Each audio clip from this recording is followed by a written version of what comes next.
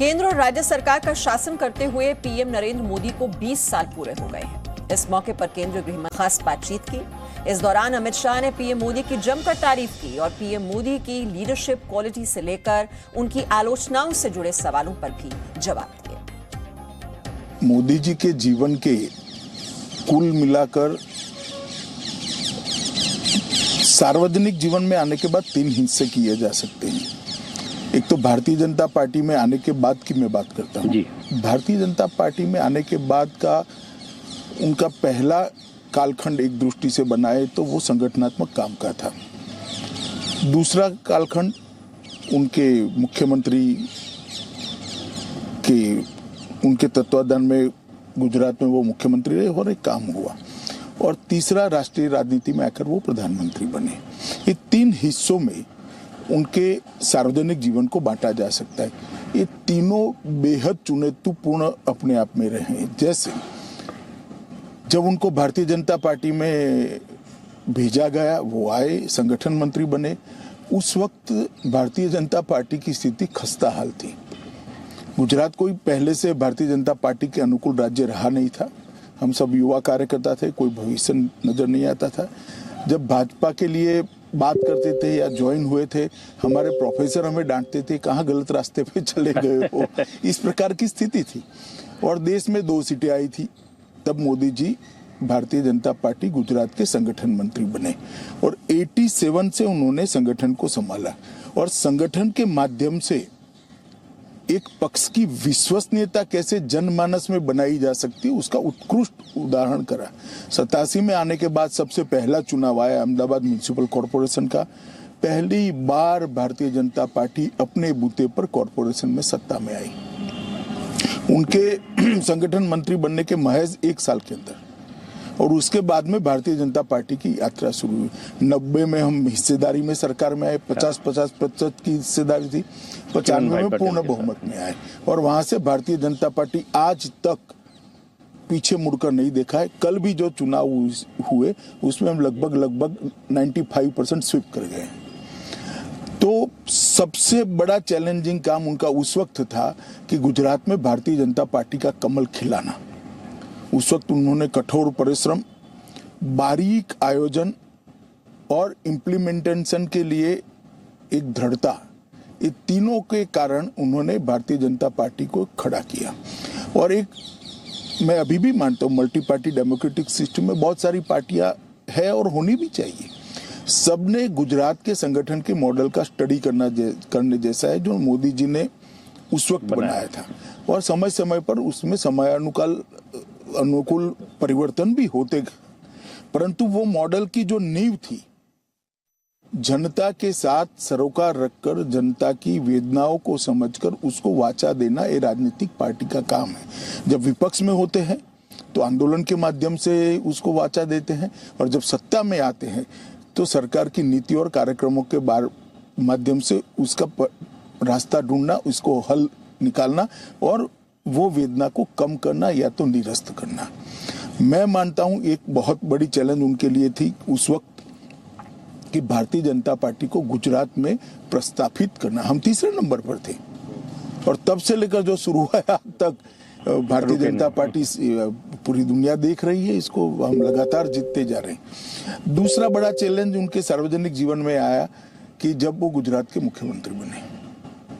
मैं जिस कॉन्स्टिट्यूएंसी से आता हूँ वो कॉन्स्टिट्यूएंसी भी हम हार गए थे, जो गुजरात का सबसे सेफेस्ट सीट माना जाता था, साबरमती असेंबली कॉन्स्टिट्यूएंसी, वो हम हार चुके थे।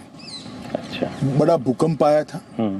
सारे कॉरपोरेशन के चुनाव, जिला पंचायत के चुनाव, तहसील पंचायत के चुनाव कांग्रेस स्वीप कर गई थी।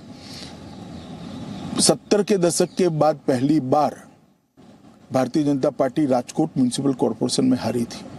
70 के दशक के बाद जनसंघ के समय से लेकर आज। और अहमदाबाद म्युनिसिपल कॉरपोरेशन हम 87 के बाद पहली बार हारे। उस समय उनको गुजरात की धुरा सौंपी गई और उस वक्त की राष्ट्रीय राजनीति की भी कल्पना करते हैं तो एक बहुत लंबा कालखंड यहाँ पर गठजोड़ की राजनीति का रहा। जो सरकारें आई, पूर्ण बहुमत की सरकारें नहीं थी, मिली जुली सरकार थी। कभी 20 पार्टियां, कभी 25 पार्टियां, कभी 30 पार्टियां। अटल जी के नेतृत्व में सरकार बनी, वो भी कोई पूर्ण बहुमत की एक पार्टी की सरकार नहीं थी। और इसका परिणाम वो ये हुआ था कि एक लचर स्थिति देश भर में बन गई थी और सब लोगों का भरोसा उठता जा रहा था। उस वक्त नरेंद्र भाई गुजरात के मुख्यमंत्री बने और गुजरात के मुख्यमंत्री बनने के बाद उन्होंने जिस प्रकार से तेजी से, हालांकि उनको प्रशासन का कोई अनुभव नहीं था, कभी सरपंच भी नहीं बने थे, मगर फिर भी उन्होंने बहुत धैर्यपूर्ण तरीके से प्रशासन की बारीकियों को समझा, जो एक्सपर्ट से उनको प्रशासन के साथ जोड़ा, उनकी चीजों को लोक भोग्य बनाया, योजनाओं में तब्दील किया और योजनाओं को लोगों तक पहुंचाने का काम किया। और जो भूकंप एक जमाने में भाजपा के लिए एक धब्बा बन जाएगा ऐसा लगता था, वो भूकंप के काम की पूरे विश्व ने बुरी बुरी सराहना की। और आज आप भुज जाकर देख लीजिए, एक और लातूर का भी भूकंप था, एक और भुज का भी है। भुज की विकास दर उसके बाद 37% ज्यादा बनी और आज भुज के अंदर पानी भी है, इंडस्ट्री भी है, एजुकेशन भी है। पहले भुज का पोस्टिंग पनिशमेंट पोस्टिंग माना जाता है, प्राइम पोस्टिंग माना जाता है। इतना बड़ा परिवर्तन लाए और अपने मुख्यमंत्री काल में उन्होंने एक नया मॉडल बनाया कि विकास को कैसे सर्वस्पर्शीय सर्वसमावेशक बनाया जा सकता है। और इसके लिए उन्होंने ढेर सारी योजनाएं लेकर आए। जैसे मैं 2-3 योजनाओं का ही जिक्र कर पाऊंगा समय मर्यादा देखते हुए। वन बंधु कल्याण योजना सबसे निग्लेक्टेड गुजरात में आदिवासी थे। कांग्रेस ने उनका वोट बैंक के नाते तो उपयोग किया, परंतु कभी उस तक विकास नहीं पहुंचा था। उन्होंने सारी बिखरी हुई योजनाओं को जोड़ा और पहली बार गुजरात में उनका जो संविधान का दिया हुआ अधिकार था कि उनकी जनसंख्या के अनुपात में बजट में उसको हिस्सेदारी मिले, पहली बार नरेंद्र मोदी जी ने 2003 के बजट के अंदर उनको दिया। और वन बंधु कल्याण योजना ने पूरे गुजरात के ट्राइबल एरिया का विकास का रास्ता खोल दिया।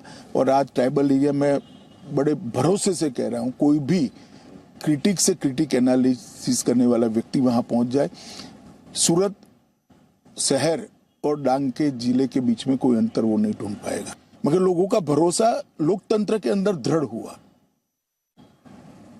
सागर छोड़ के हमारे किनारे थे तो उसके लिए भी एक योजना लेकर आए, वो भी निग्लेक्टेड पड़े थे, जबकि सबसे ज्यादा खनिज संपदा वहीं थी, रेवेन्यू सबसे ज्यादा वहां से आती थी, बंदरों के कारण सबसे ज्यादा इंडस्ट्री वहां लगी थी। पूरे सागर छोर के किनारों को रोड से जोड़ दिया और इसके वहां पर हर तहसील की एक डेवलपमेंट प्लानिंग बनाई गई और सागर खेडू विकास योजना वहां उन्होंने शुरू की। आज वो एरिया पूरा गुजरात की इंडस्ट्रियल डेवलपमेंट का बैकबोन बना हुआ है। और तीसरा, हमारे यहाँ देश भर में था उस वक्त सबसे बड़ा प्रॉब्लम ड्रॉप आउट का था, enrolment and drop out education की, प्राइमरी एजुकेशन की मैं बात कर रहा हूँ। तो गुजरात जैसे राज्य में बहुत बड़ी समस्या थी। उन्होंने खुद कड़ी धूप के अंदर पटवारी से लेकर मुख्यमंत्री तक सब लोगों ने 5 दिन शुद्ध रूप से 5 दिन में 25 स्कूलों में जाना है और महोत्सव के रूप में बच्चों के एनरोलमेंट का कार्यक्रम शुरू कराया और हमारे एनरोलमेंट को 100% तक पहुंचाया। Presenting B News app available on Google Play and App Store. Download it now.